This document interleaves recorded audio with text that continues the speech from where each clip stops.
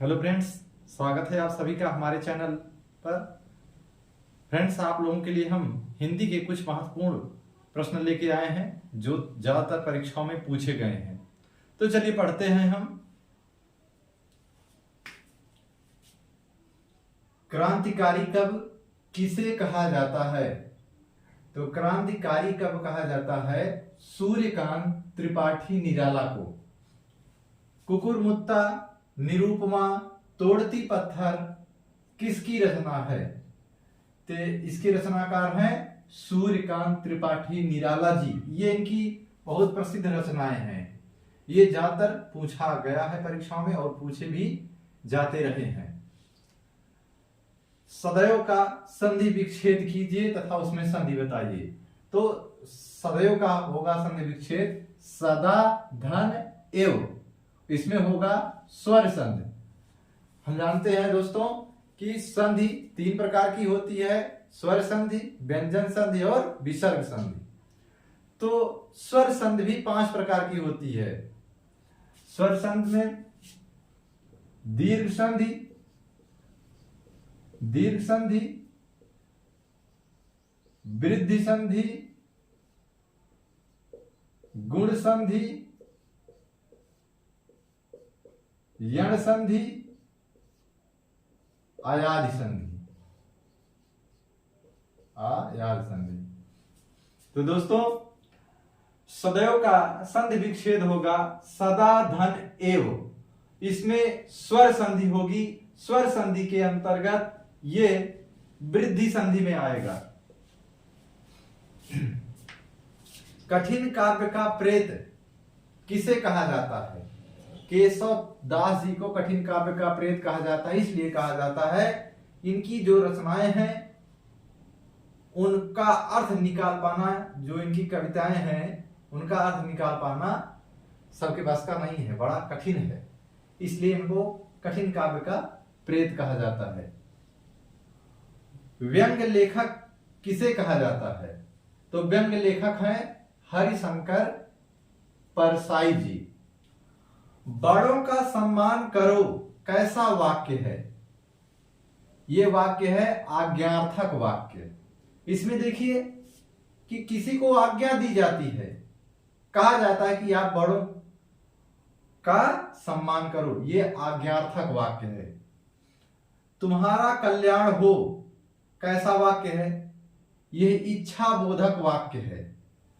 इच्छा प्रकट की जाती है इसमें। इस वाक्य में इच्छा प्रकट की जा रही है कि तुम्हारा कल्याण हो, इसलिए यह वाक्य जो है इच्छा बोधक वाक्य है। देखिए, वर्षा हो रही है कैसा वाक्य है? विधानार्थक वाक्य है। वर्षा का होना एक विधान है, ये विधानार्थक वाक्य है। छायादार शब्द किसे कहते हैं? सॉरी, छायादार शब्द कैसा शब्द है? तो छायादार शब्द जो है संकर शब्द है। संकर शब्द जो है मिश्रित शब्द होते हैं।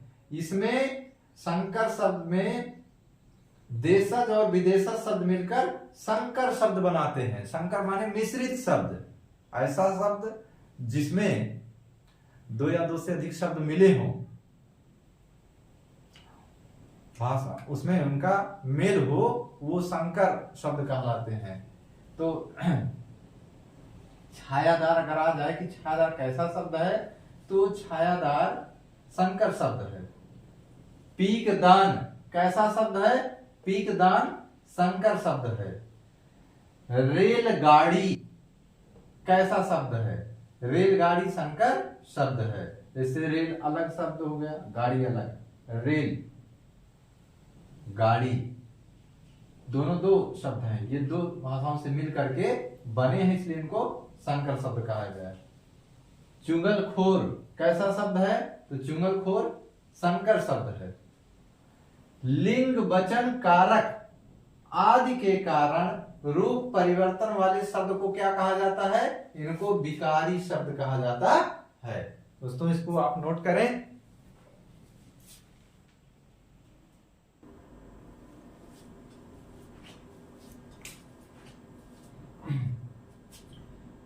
प्रेम जयपुर से दिल्ली जा रहा है में कौन सा कारक है? अपादान कारक।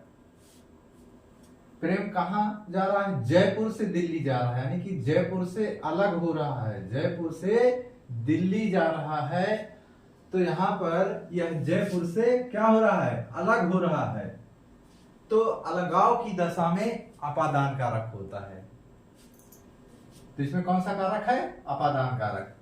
हिंदी के प्रथम गद्यकार लेखक लल्लूलाल जी को हिंदी का प्रथम गद्यकार लेखक कहा जाता है। हिंदी का प्रथम प्रकाशित पत्र उत्तंड मार्तंड हिंदी का प्रथम प्रकाशित पत्र है। रामधारी सिंह दिनकर को ज्ञानपीठ पुरस्कार मिला। उर्वशी रामधारी सिंह दिनकर की एक प्रसिद्ध रचना थी, उस पर उनको ज्ञानपीठ पुरस्कार मिला। और ज्ञानपीठ पुरस्कार दिया जाता है साहित्य क्षेत्र में। ज्ञानपीठ पुरस्कार साहित्य क्षेत्र में दिया जाता है और रामधारी सिंह दिनकर को उनकी प्रसिद्ध कृति उर्वशी थी, उसी पर उनको जो है ज्ञानपीठ पुरस्कार दिया गया था। महादेवी वर्मा को ज्ञानपीठ पुरस्कार मिला। किस रचना पर मिला है? यामा महादेवी वर्मा की प्रसिद्ध रचना है, उस पर उनको ज्ञानपीठ पुरस्कार मिला है। संधि शब्द बना है। संधि शब्द किससे बना है? सम धन धी से। अमानक वर्ण कहा जाता है। अमानक वर्ण कहा जाता है भा वर्ण को। ये बहुत यूनिक प्रश्न है दोस्तों। हिंदी का प्रथम राष्ट्र कवि किसे कहा जाता है? तो हिंदी का प्रथम राष्ट्र कवि कहा जाता है मैथिली शरण गुप्त को। मैथिली शरण गुप्त हिंदी के प्रथम राष्ट्र कवि कहे जाते हैं। हिंदी का द्वितीय राष्ट्र कवि कहा जाता है। किनको कहा जाता है? रामधारी सिंह दिनकर जी को हिंदी का द्वितीय राष्ट्रीय कवि कहा जाता है। अतीत के चलचित्र के रचनाकार हैं महादेवी वर्मा। महादेवी वर्मा को एक चीज और कहा जाता है, आधुनिक युग की मीरा। आधुनिक पेपर में आता है कि आधुनिक युग की मीरा। युग की मीरा कौन का है? तो आधुनिक युग की मीरा है महादेवी वर्मा। महादेवी वर्मा की प्रसिद्ध रचना है अतीत के चलचित्र। तो अतीत के चलचित्र रचना है महादेवी वर्मा की और इनको कहा जाता है आधुनिक युग की मीरा। तितली किसकी रचना है? तितली रचना है जयशंकर प्रसाद की। जयशंकर प्रसाद की और रचना कौन कौन सी है? कामायनी,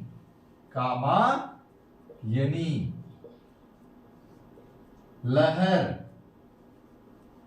आंसू, झरना। ये जयशंकर प्रसाद की प्रमुख रचनाएं हैं और जिनमें से कामायनी इनकी प्रसिद्ध रचना है। तो प्रश्न था कि तितली किसकी रचना है? तितली के रचनाकार। तो तितली के रचनाकार हैं जयशंकर प्रसाद जी। जयशंकर प्रसाद की और प्रमुख रचनाएं कौन कौन सी हैं? कामायनी है, लहर है, आंसू है, झरना है। बिल्ली छत से कूद गई में समास है अपादान कारक। यहां देखिए बिल्ली क्या कर रही है? छत से कूद रही है, यानी कि छत से अलग हो रही है। छत से अलग हो रही है ना, अलगाव की दशा में अपादान कारक होता है। साधन की दशा में कौन सा कारक होता है? तो साधन की दशा में कारण कारक का प्रयोग होता है।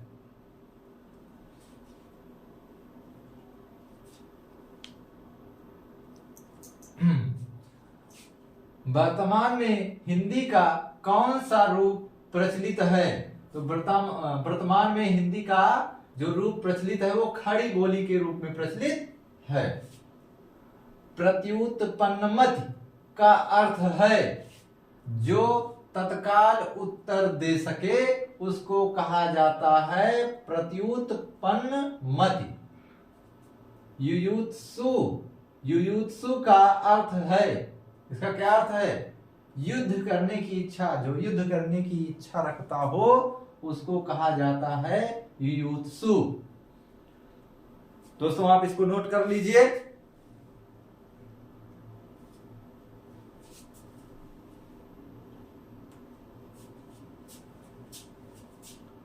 आई होप आप लोगों को हमारी वीडियो पसंद आई होगी।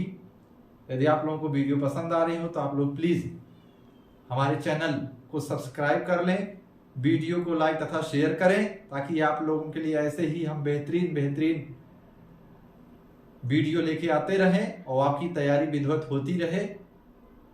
दोस्तों आपको बता दें कि हमारा चैनल है स्टडी विथ शुक्ला सर। तो प्लीज चैनल को सब्सक्राइब करें, वीडियो को लाइक तथा शेयर करें और बेल आइकन को दबाना ना भूलें। थैंक यू, जय हिंद। मिलते हैं अगली क्लास में।